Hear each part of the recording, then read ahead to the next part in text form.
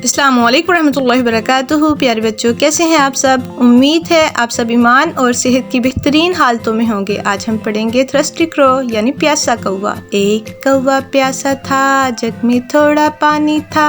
कौवा डाला कंकर, पानी आया ऊपर। कौवा पिया पानी, हो गई कहानी।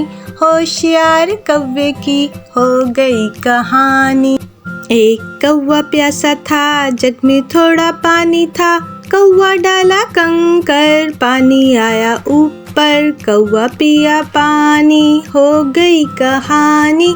होशियार कौवे की हो गई कहानी।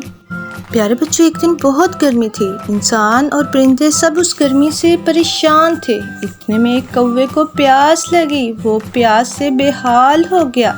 उसने एक जग देखा, जग में पानी था।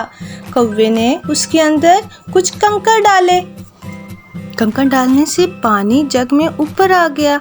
कौवे ने जग में पानी पिया, अल्लाह का शुक्र अदा किया और उड़ गया। प्यारे बच्चों, इससे हमें पता चला कि कुछ हासिल करने के लिए मेहनत करनी पड़ती है और जब मेहनत की जाती है तो हमेशा मेहनत का फल मीठा होता है।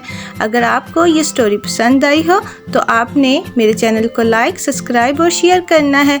ये आपकी तरफ से सदका जारिया होगा। जज़ाकल्लाहु खैरन कसीरा।